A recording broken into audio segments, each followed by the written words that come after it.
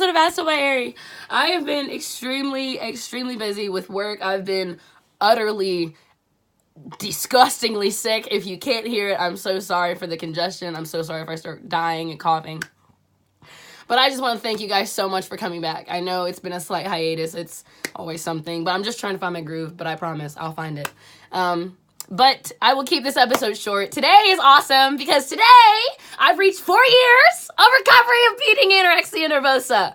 So this episode really is just, a short celebration, a huge milestone for me. And for those of you who have been diagnosed, who have gone undiagnosed, who are dealing with mental disorders, mental illnesses, physical disorders, physical illnesses, this is for you guys. This is for those of you who just need an example of somebody who is like a person. I'm not famous, I'm not rich, and I'm not hugely out there.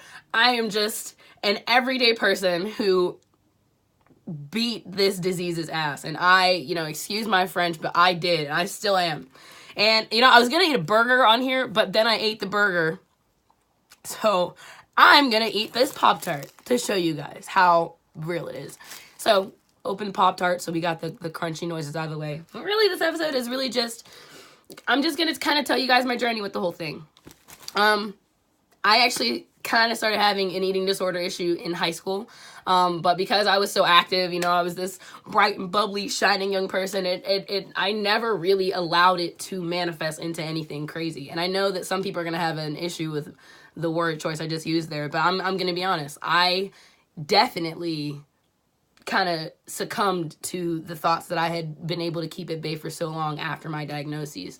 So it kind of started in high school. I had a cheerleading coach that she was okay. She was not the nicest person on the planet. You live and you learn. And this particular coach, so one day, sophomore year is just, it's an awful pattern for me. You'll hear why in a minute. So my sophomore year of high school, we get our cheerleading photos done, and I'm already nervous. I'm already so scared. All these other girls I think look so much better than me. Their hair is just long and blonde and pretty, and, I have other friends who, their hair is just, done, and, I feel like mine just looks like utter trash. So I go to this photo shoot, if you will, and, we're all getting our photos done, and we all, for the most part, we're thinking, oh, these are going to be great. This is going to be so good. A couple weeks go by and we get our photos back. And I don't know what this woman did with this camera. I don't know what lens was used. I don't know. They say the camera adds 10 pounds. She added 50, bro. I don't know what was going on. I do not. But we all got our photos, and every single person on the squad looked like they had gained 60 pounds. Easy. We all get our photos.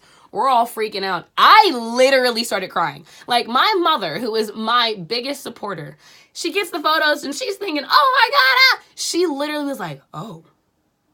And that isn't, not to, she's not shaming anybody, but she was, looking at how I looked versus the photo.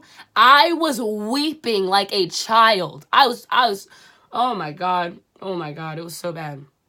So this cheerleading coach, she sees I'm crying, and I this was kind of dramatic, I'll be honest, but she sees I'm crying, and instead of, actually supporting me, actually letting me know I'm just being dramatic, I, called myself a moo-moo cow. I was like, I look like a cow. I'm literally, sobbing. And she literally was like, yeah, wow, dude, you are huge in this photo. And,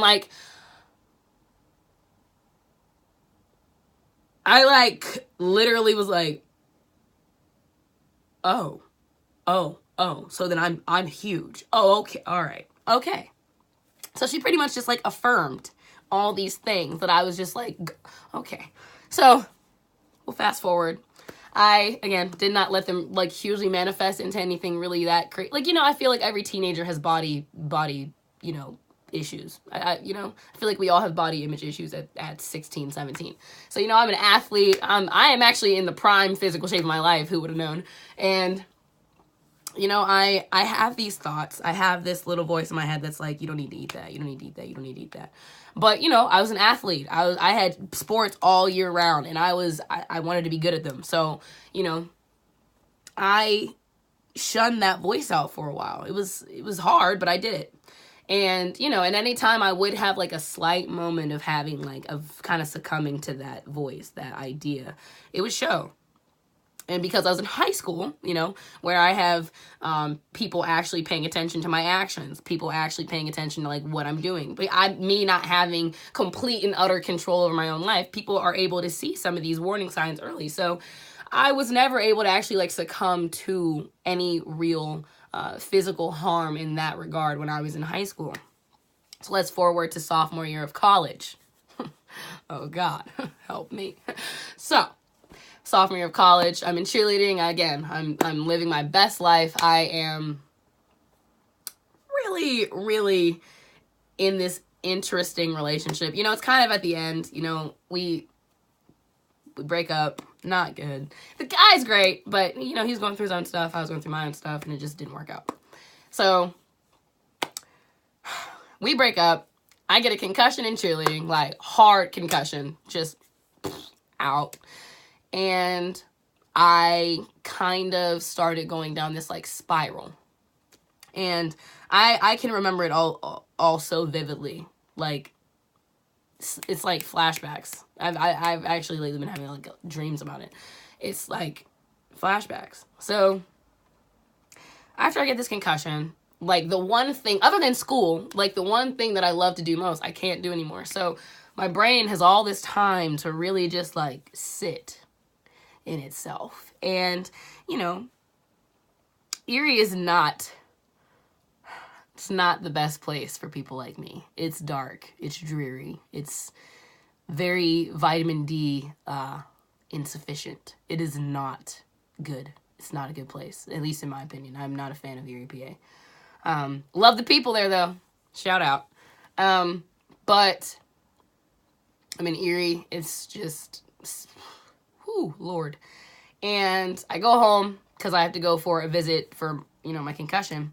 And I go to the doctors, and this doctor who I've been seeing since I was 12 years old, okay? 12 years old. She's like, so what's been going on? And I'm like, oh, nothing. And I go to Forbes Family Practice. So sometimes I get different doctors, I've had different doctors in and out. But for the most part, I've had the same doctors my whole life. Whether they're interchangeable or whatever, pretty much all the same. So she's seen me before, she knows pretty much what she should know as a doctor. But you can tell this woman is clearly somebody's grandma because she's like, so I'm looking at your chart here.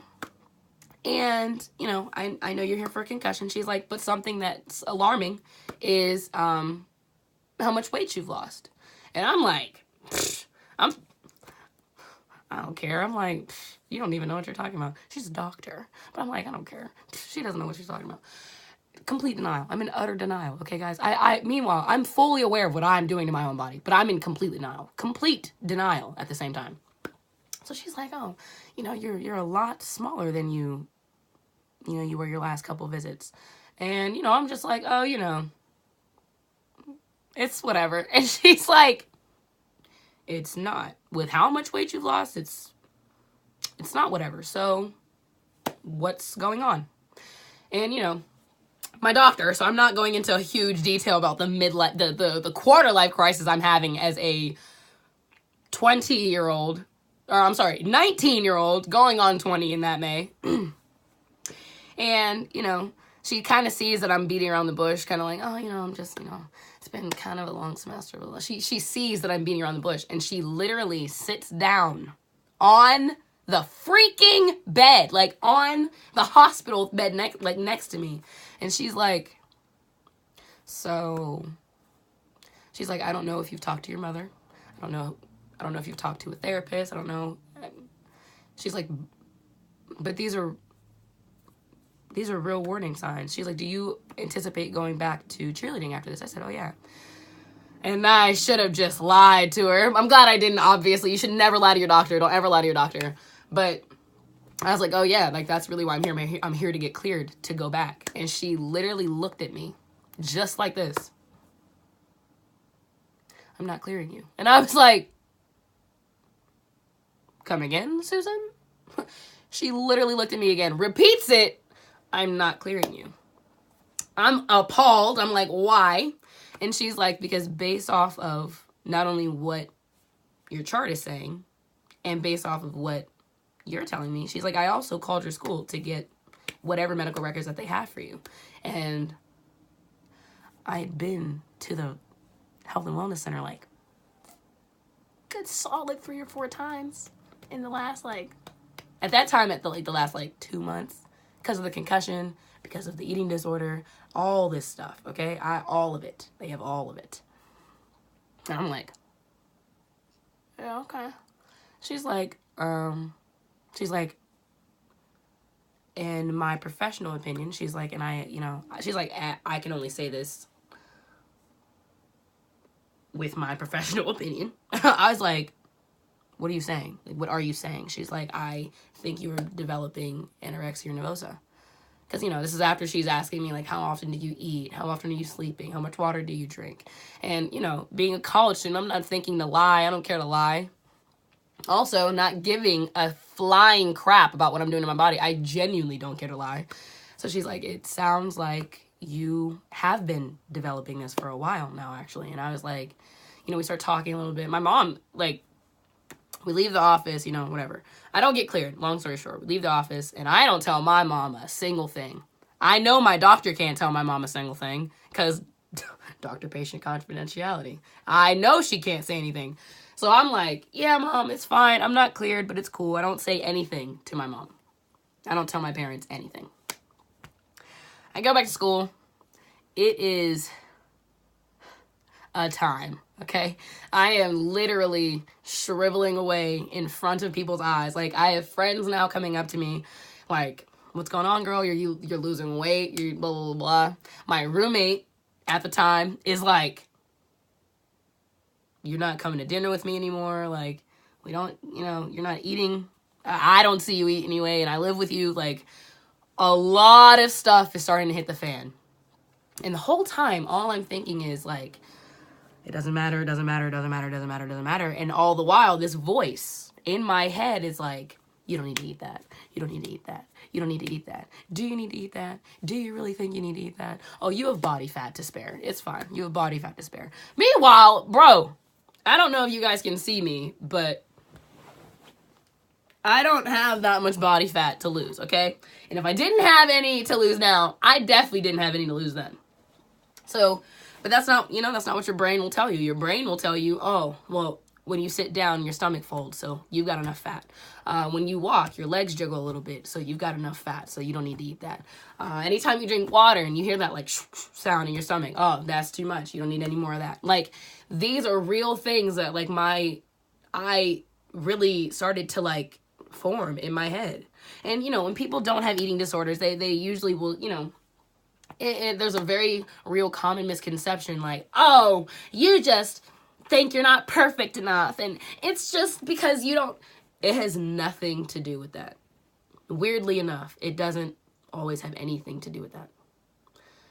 My eating disorder did not start because I didn't think that I was perfect. I mean, I don't think I'm perfect. I've never thought I was perfect. But my eating disorder did not start because I had a perfection issue. My eating disorder started because I gave up on myself. Truly and honestly. I let certain hardships make me feel as though I was a worthless human being. And there is nothing harder than looking in a mirror and looking at yourself and really thinking that you're not worth anything. That you're not worth anything. And to make matters worse, right after my diagnosis, I haven't told any of my friends, I haven't told anybody anything. I was sexually assaulted, which I've talked about on this thing, and it's not even like it's a hard thing for me to talk about. It's just the fact that it was one thing after another of me just completely feeling like I was just a sack of meat walking around with bones. Like, I didn't feel anything. And it was terrifying to really think about it now, because had I known, had I been able to like catch that pattern in my head, like, you're not worthless, I don't know. It's easy to say this now, obviously, because hindsight is always 20/20, but I wish that I had been stronger for myself. Not for the reasons that I made myself be strong. And not saying that, like, you shouldn't have an incentive that is your friends and your family, but you should always be your own incentive. And I'm not saying that it doesn't matter who cares about you and who doesn't care about you. I'm not saying that your friends and your family aren't going to be your biggest supporters. But had I not started getting better for me, I don't think I'd be able to make this blog today. I really don't. Had I not had the incentive of myself, I don't know. I don't think I'd be here 4 years later able to eat a Pop-Tart.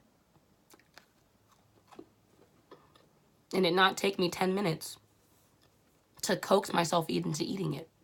And I don't know. I guess the real reason I wanted to make this video is to just show you guys that it is not over until you say it is over. I promise. I have relapsed more than 4 times already in 4 years. I've relapsed. I've gone off the deep end. I have put myself in situations that I know come from a place of depravity that I, and the world too, but I allowed myself to succumb to. I have let myself down more times than I can count.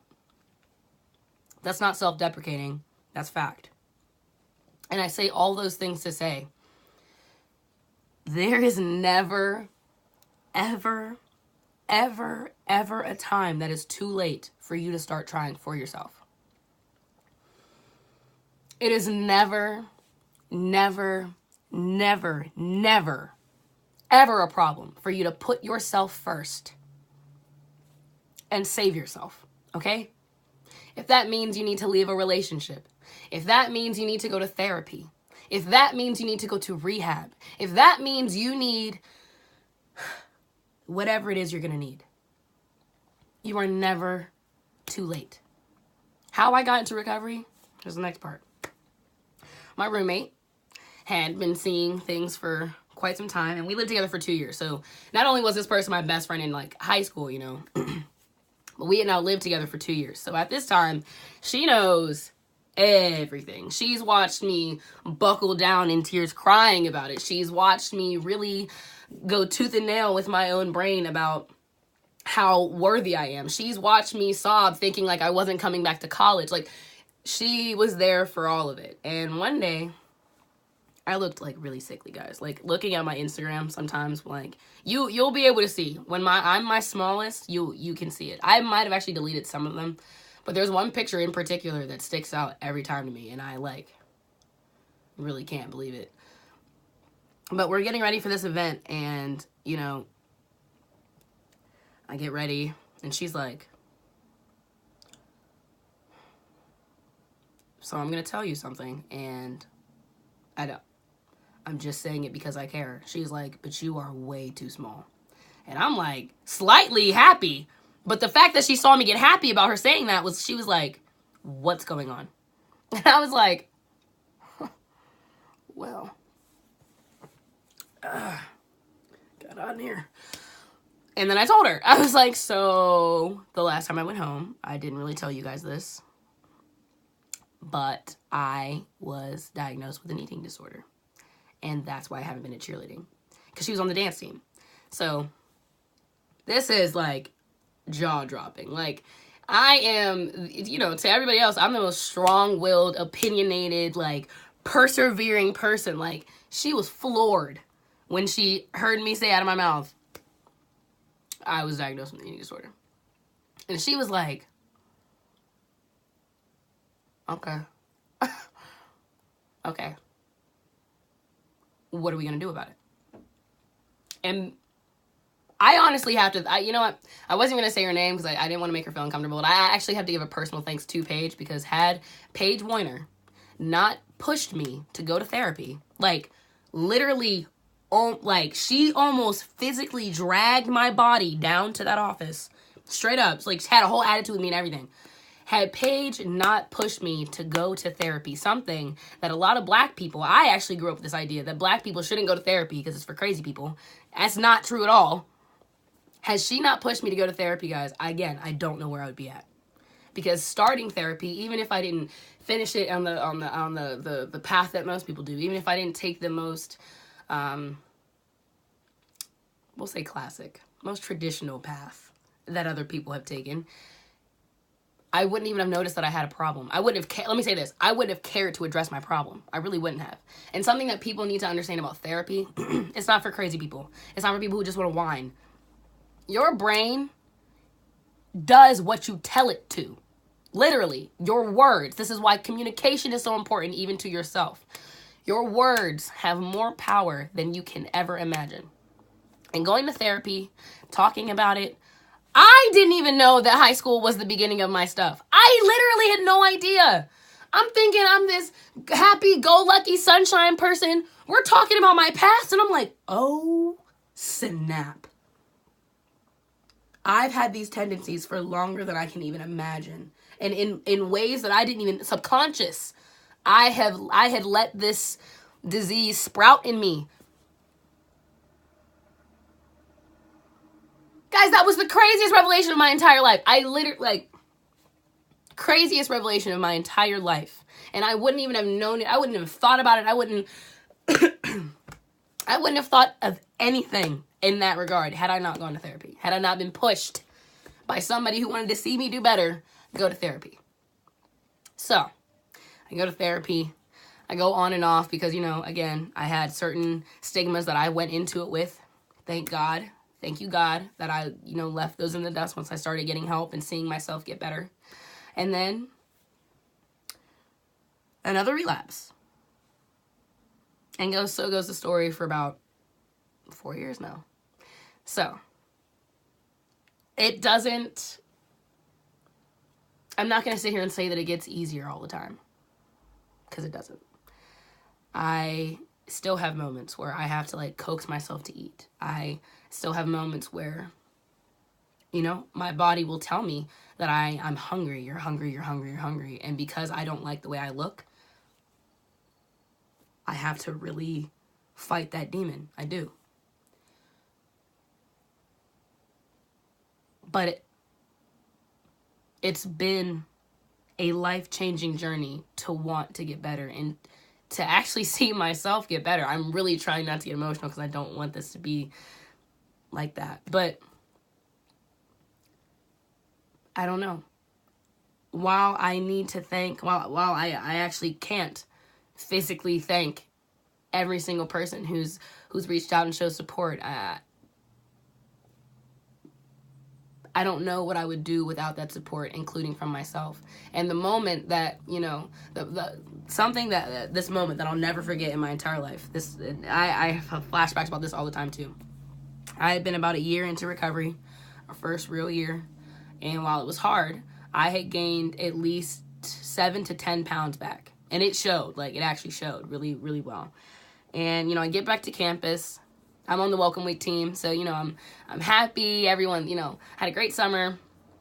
And my friend Brad comes up to me, and he's like, Ari! And I'm like, hi, Brad, how are you? And he literally looks at me and is like, you look so healthy. And I literally started to cry. I literally was like, thank you. It is just, it's been a journey, yes.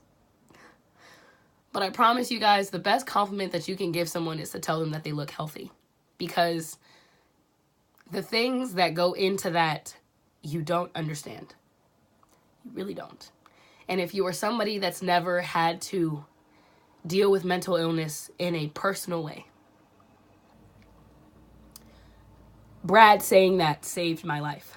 Because it's not that other people didn't acknowledge it. It's not that I didn't have help the whole way through.